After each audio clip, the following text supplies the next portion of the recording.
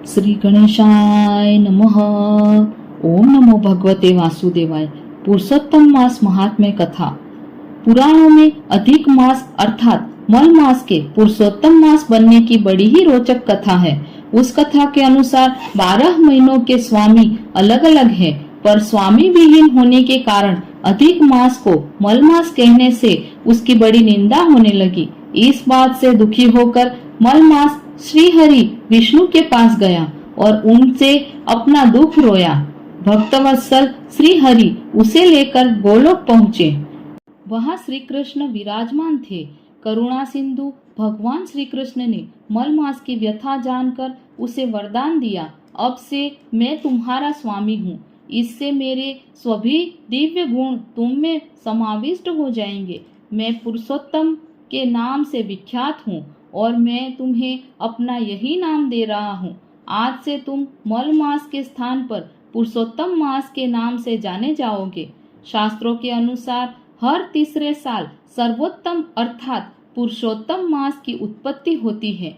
इस मास के समय जप तप दान से अनंत पुण्य की प्राप्ति होती है। इस मास में श्री कृष्ण, श्री भगवत गीता, श्री राम कथा वाचन और विष्णु भगवान की उपासना की जाती है।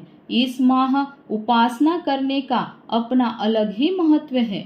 इस माह में तुलसी अर्चना करने का विशेष महत्व बताया गया है। पुरुषोत्तम मास में कथा पढ़ने सुनने से भी बहुत लाभ प्राप्त होता है।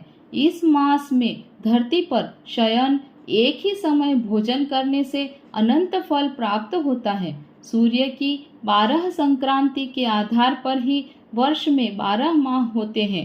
प्रत्येक 3 वर्ष के बाद पुरुषोत्तम मास आता है। पंचांग के अनुसार सारे तिथिवार योग करण नक्षत्र के अलावा सभी मास में कोई न कोई देवता स्वामी है, परंतु पुरुषोत्तम मास का कोई स्वामी न होने के कारण सभी मंगल कार्य शुभ और पितृ कार्य वर्जित माने जाते हैं।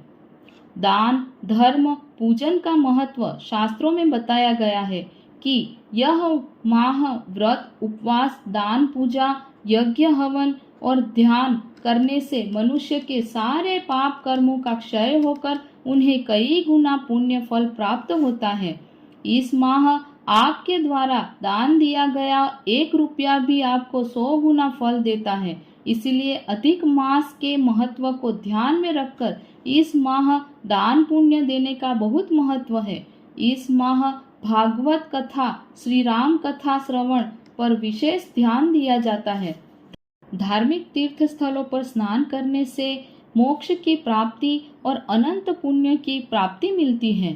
पुरुषोत्तम मास का अर्थ जिस माह में सूर्य संक्रांति नहीं होती वह अधिक मास कहलाता है।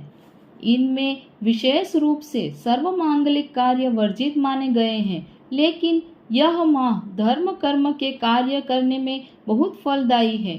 इस माह में किए गए धार्मिक आयोजन पुण्य फलदायी होने के साथ ही ये आपको दूसरे माहों की अपेक्षा करोड़ गुना अधिक फल देने वाले माने गए हैं।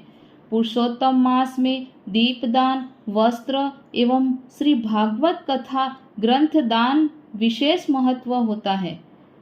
इस माह में दीपदान करने से धन वैभव में वृद्धि होने के साथ ही पुण्य लाभ भी प्राप्त होता है। ओम नमो भगवते वासुदेवाय।